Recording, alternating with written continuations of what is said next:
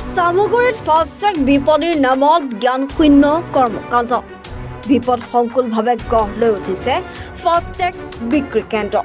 ৰাষ্ট্ৰীয় ঘাইপথৰ ওপৰত চকী টেবুল লৈ বিক্ৰী কৰি আহিছে ফাষ্টেগ।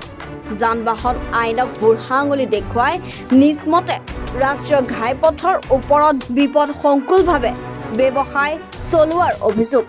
ৰাষ্ট্ৰীয় ঘাইপথত থকা পথ সুৰক্ষা চিহ্নক ঢাকি ৰাখি ফাষ্টেগৰ বিজ্ঞাপনৰ ফলক লগাই ৰাখিছে।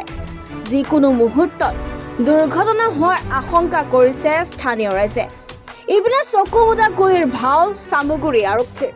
যিহেতু ৰাষ্ট্ৰীয় ঘাইপথৰ ওপৰত ফাষ্টেগসমূহৰ যিসমূহ অস্থায়ী বিপণী গঢ়ি তুলিছে, কি ক'ব এই ক্ষেত্ৰত?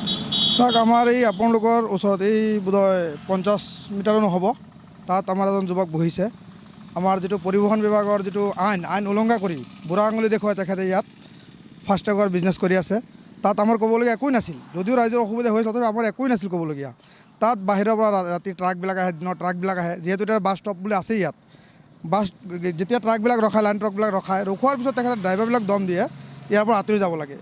যেতিয়া আঁতৰি যাব দম দিয়াত ইয়াত কেতিয়াবা আমি ড্ৰাইভাৰবিলাক পাওঁ, ড্ৰাইভাৰবিলাক যেতিয়া আমাক আহি কয় তেতিয়া আমাৰ দুখ লাগে, কাৰণ আমাৰ ঘৰ ওচৰত ইয়াত, আমাৰ ইয়াত কোনোবাই প্ৰব্লেম পাব তাত আমিতো মানি ল'ব নোৱাৰি।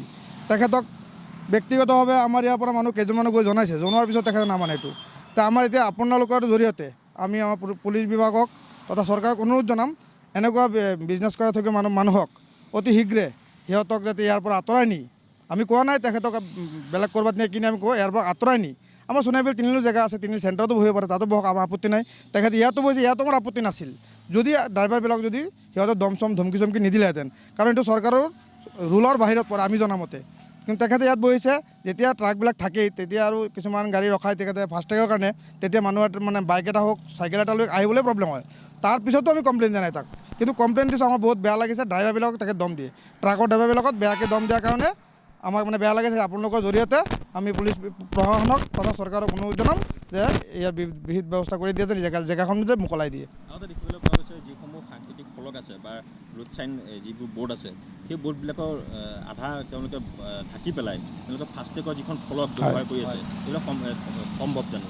এইটোতো আমিতো ভালকৈ জানো যে আমি জনামতে কেতিয়াও সম্ভৱ নহয়। এইটো পৰিবহণ বিভাগৰ আইনৰ আওতাৰ বাহিৰত পৰে, আৰু আমাৰ প্ৰশাসনে দেখি আছে, দেখিও নেদেখাৰ ভাও ধৰি আছে। সেইকাৰণে আপোনালোকৰ জৰিয়তে এই বস্তুটো সমাধান কৰক, তেখেতকো বহাক, ক'ৰবাত বহাক, আপত্তি নাই আমাৰ। আৰু ফাষ্টেগটো আমাৰ ইয়াত আমি জনামতে এইখিনিত অকণ আঁতৰাই দিলেও হয়, কাৰণ ইয়াত একদম মানে এনেকুৱা নহয় যে ইয়াতেই টোলগেট আছে বুলি। ইয়াতেই বহক, সোণাইবিলি আমাৰ জেগা আছে, আমাক কওক না, আমি জেগা মোকলাই দিম। সোণাইবিল চেণ্টাৰতে জেগা আছে, আমি মোকলাই দিম জেগা, তেখেত বহিব পাৰে। কিন্তু আমাৰ চবতকৈ আজি আপোনালোকক জনোৱাৰ উদ্দেশ্য মেইন এটাই হ'ল, ড্ৰাইভাৰবিলাকক যে বেয়াকৈ দম দিয়ে, সেইটো কাৰণে আমাৰ দম দিয়াৰ অধিকাৰ ক'ত পালে সেইটো আমাৰ লাগে। যিহেতু এতিয়া ৰাষ্ট্ৰীয় ঘাইপথৰ ইয়াত গাড়ী ৰাখিবই, কাৰণ ইয়াত বাছ ষ্টপ আছেই, বাছ ষ্টপ দেখিয়েই। আৰু খালি ইয়াত নহয়, এনেকুৱা বাছ ষ্টপ য'ত আছে, এনেকুৱা ফ'ৰলেনত এক্সট্ৰাকৈ জেগাও আছে, তাত গাড়ী ৰখাৰ কাৰণে জেগা দিছে। এইটো ইয়াত আমাৰ কিন্তু চাবৱে নাই ইয়াত, কিন্তু ইয়াত গাড়ী চাড়ী পাৰ্কিং কৰাৰ কাৰণে দিছে। তাত দিয়াৰ পিছত তেখেতে যেতিয়া ড্ৰাইভাৰবিলাক দম দিয়ে, তেখেতৰ নিজৰ মুনাফাৰ কাৰণে, এইটো আমাৰ বেয়া লাগিছে।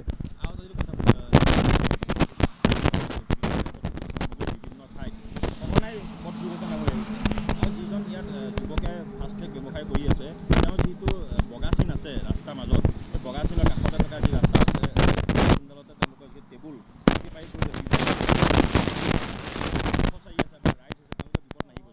একদম 100%। তেখেতে যিটো কৰি আছে ইয়াত, মানে বগা চিনৰ বাহিৰত যিখিনি জেগা আছে তাতো বহিব নোৱাৰি হিচাপত। তাত যিখিনি স্পেচ আছে তাতে তাৰমানে খোজকাঢ়ি যাবলৈ লাগিব, কাৰণ আমি পকা দি খোজকাঢ়ি যাব নোৱাৰোঁ।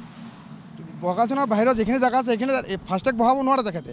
তথাপিও ৰাইজে আমি একো কোৱাই নাছিলোঁ, যেতিয়া দেখিছোঁ না তেখেতে উল্টাহে এইটো অত্যাচাৰ, ড্ৰাইভাৰৰ লগত অত্যাচাৰ কৰি আছে, গাড়ী ৰখোৱা ড্ৰাইভাৰবিলাকৰ লগত, তাত তেখেতৰ নিজৰ মুনাফাৰ কাৰণে।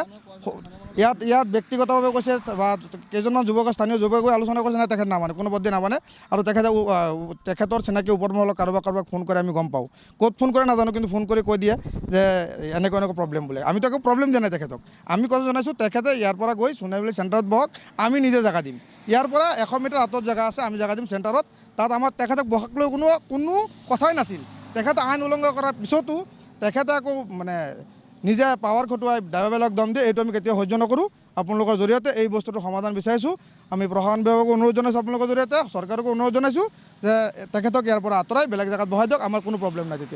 এতিয়া আমি বিশেষকৈ আমি চামুগুৰি থানাৰ আৰক্ষী মহোদয়ক ভাৰপ্ৰাপ্ত আয়ুক্ত মহোদয়ক অনুৰোধ জনাম যে এইখিনিত যেনেকৈ সঘনাই আমাৰ এক্সিডেণ্ট হৈয়ে থাকে এইখিনিত কমচে কম তেখেতক উঠাই দিয়ক, কাৰণ তেখেতৰো প্ৰাণ ৰক্ষা হ'ব, আমাৰো প্ৰাণ ৰক্ষা হ'ব।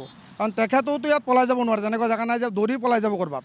তেখেতৰো প্ৰাণ ৰক্ষা হওক, আমাৰ ৰাইজৰ প্ৰাণ ৰক্ষা হওক, তেখেতক ইয়াৰ পৰা প্ৰশাসনে নি অনতিপলমে মই ভাবোঁ যে 24 ঘণ্টাৰ ভিতৰত তেখেতক নি পেলাই আমাৰ এইখিনিতে বহাক, চৰাইবালি জেগা আছে, মই কোৱা নাই ইয়াৰ পৰা আঁতৰি যাওক, ইয়াত তেখেতক আঁতৰাই দিলে ৰাইজৰো প্ৰাণ বাচিব, তেখেতৰো ভাল হ'ব, চবৰে মংগল হওক। মই চামগুৰি প্ৰশাসন বিভাগক কৰজোৰে অনুৰোধ জনাইছোঁ যে 24 ঘণ্টাৰ ভিতৰত তেখেতক ইয়াৰ পৰা নি চৰাইবালি চেণ্টাৰত জেগা আছে বহাই দিয়ক, চবৰে মংগল হওক। চামগুৰিৰ পৰা বিদ্যুৎ বৰাৰ ৰিপৰ্ট, এনি ভাৰত 24।